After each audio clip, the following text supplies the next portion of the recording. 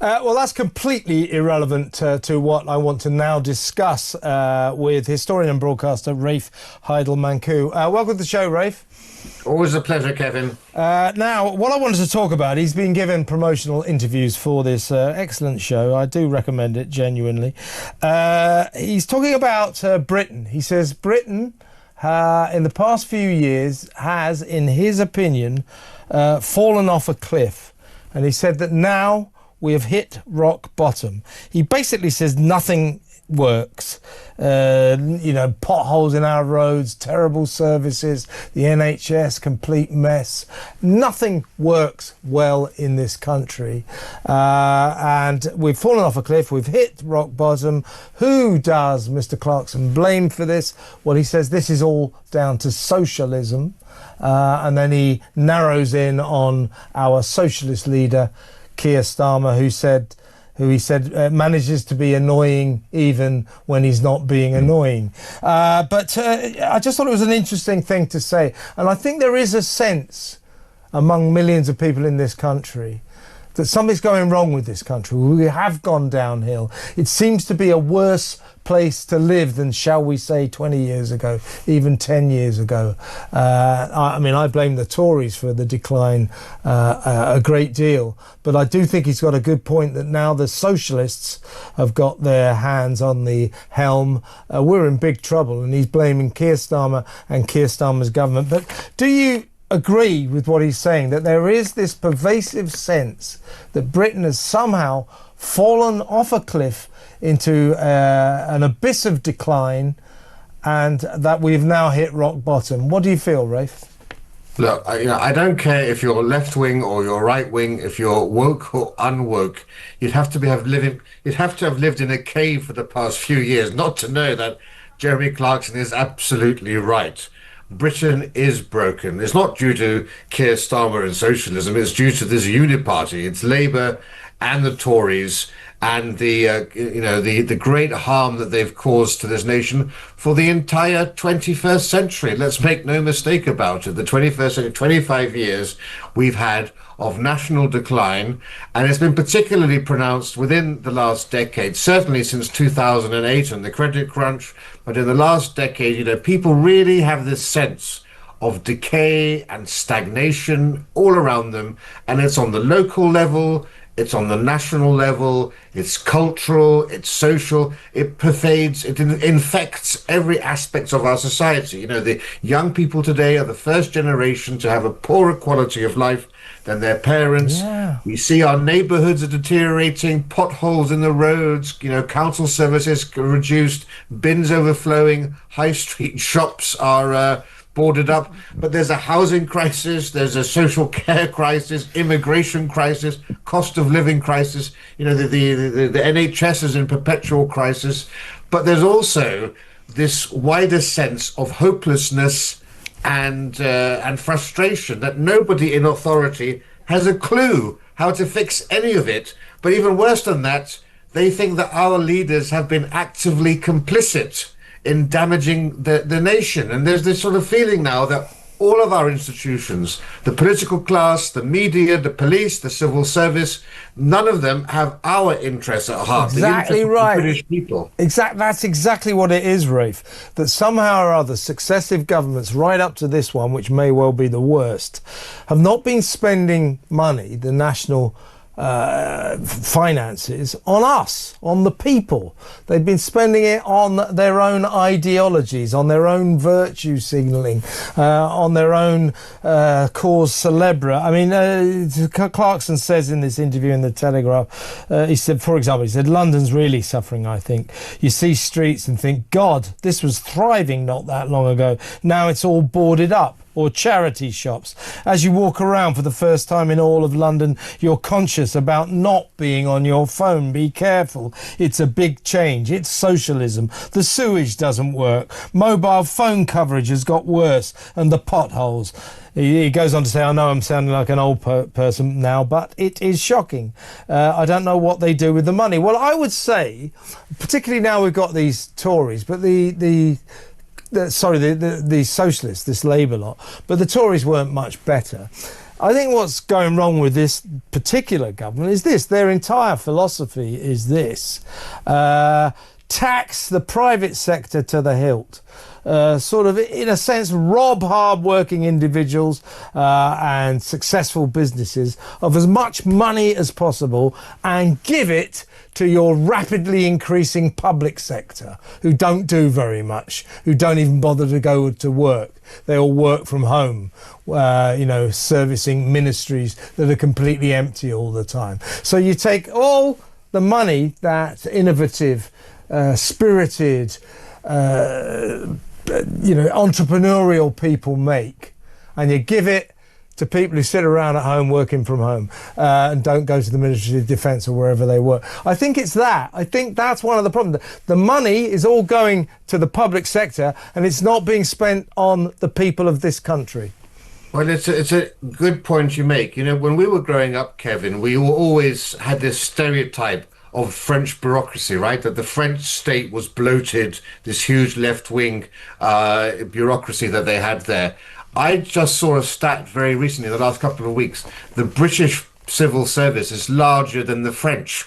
Is that right? Yeah, because their civil service is massive, isn't it? Yeah. We have a more bloated public sector here than France. That's ridiculous. This happened not under Labour, this happened under the Tories. This is why I talk about this uniparty, this elite class who actually aren't that different from each other, and they don't have our interests at heart. As you quite rightly said, they're going after, remember, right, Boris Johnson and net zero. This was the Tories were more green than the Labour Party was as well, remember that.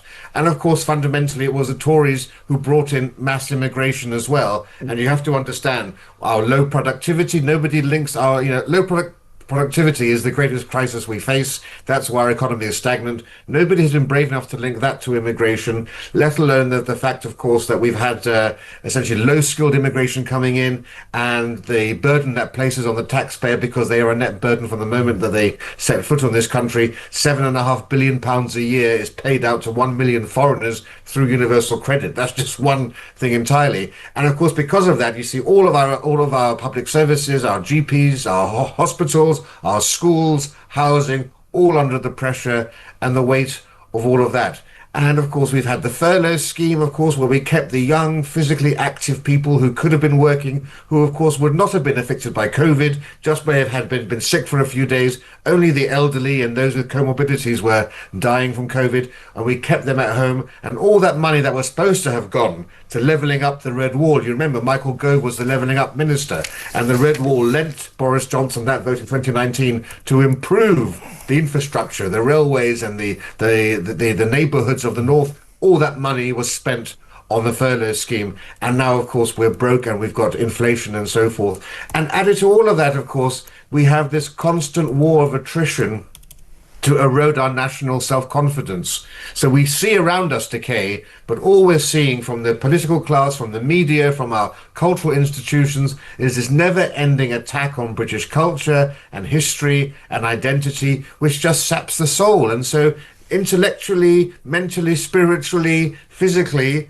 everything just seems broken in a spiral of decline, and our towns and cities across this country, people watching the show, they go out on their streets, their own towns and cities bear no resemblance to the places that they grew up in. They are living in a foreign town quite often, and quite often they're becoming increasingly third world towns. Let's talk about absolutely, and towns that, as you quite rightly say, people who grew up in them don't recognise anymore because, frankly, they've allowed a kind of cultural invasion. And you have lots of cities in the north or places in the north now, where great swathes of the population don't even speak English. Completely different culture to ours. So there's that. Now, I think one of the other aspects of this sense of decline is, this country's, this nation's addiction to welfare culture, to benefits. You talk about axing benefits or cutting benefits. People say, you heartless SOB, you're awful, you're inhumane. Do you know what we spend every year on welfare in this country? It's about £303 billion. £303 billion pounds. Now, I'm not saying any proper Western democracy should look after its vulnerable people. It should look after those who deserve welfare. Unemployment, fair enough, as long as you look for a job. We should help all of those people. But frankly, this country, I mean, we give huge amounts of welfare to people who've got jobs. We give loads of benefits to people who are working. I mean, we are addicted to welfare, aren't we? You take a country like America, which is far from addicted to welfare. Look at its economy, look at ours. Look at the happiness of the people in America, look at the happiness of the people here. Benefits and welfare don't make a nation happy. I think they spoil a nation. Yeah, and of course we're at the stage now where we've got probably 3 generations of people who have been born into that benefit culture. So they don't actually have a history, they don't have a background of a working culture from which to draw some sort of inspiration. All that they know is the culture, the society of benefits.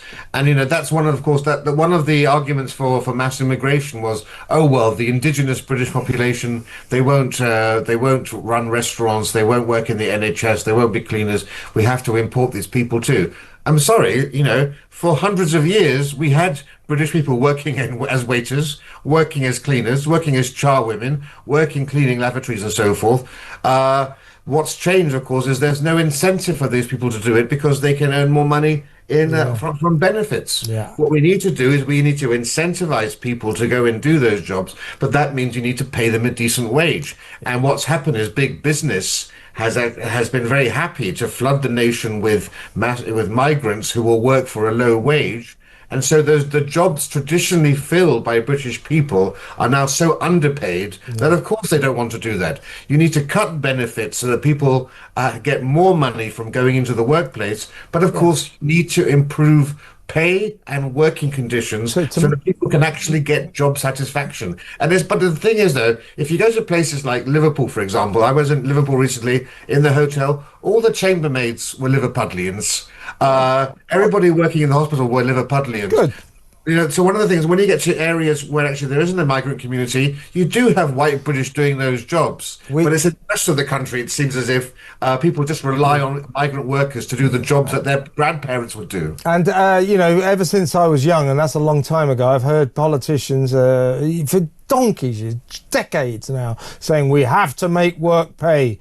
We cannot continue it being more profitable to be on welfare and benefits than it is to work. They've been saying this for 50 years and it is still a massive problem. I think another problem, as we discuss the decline of Britain, let's hope one day we get a government that can turn this great nation around. Fingers crossed. We've waited a long time. Yeah, well, let's keep our fingers crossed. You never know. But I think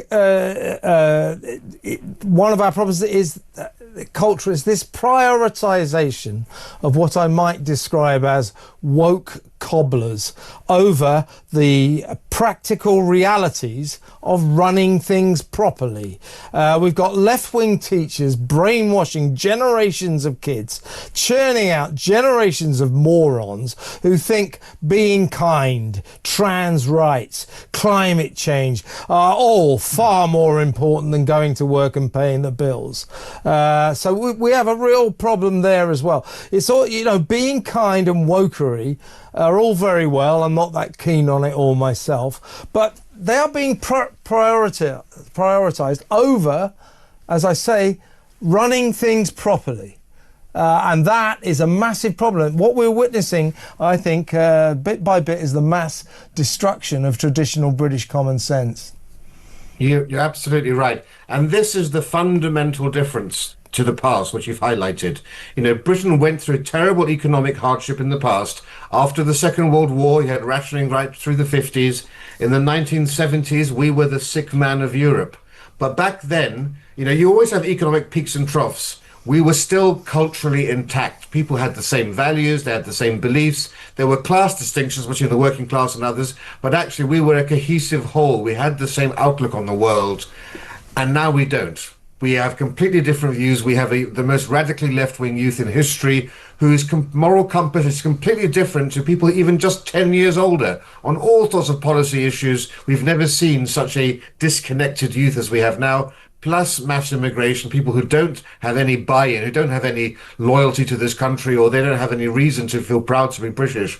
So it's very difficult actually to recover from our state as we did in the 70s and in the 50s. Now, in 1979, we had Margaret Thatcher and her economic advisor, Keith Joseph, who unleashed upon sick Britain this economic revolution that fundamentally changed the face of Britain.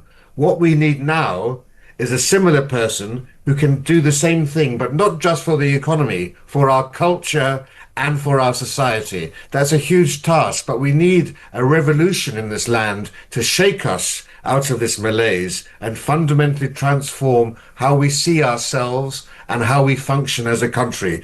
And I don't see, unfortunately, anybody on the political landscape who's up to that task. Well, I'm not going to add to that, Rafe, because that was beautifully summarised, our crisis summarised there. And yes, we need someone. We need a hero to save this nation. Rafe Heydel-Mankoo, historian and broadcaster, thank you so much.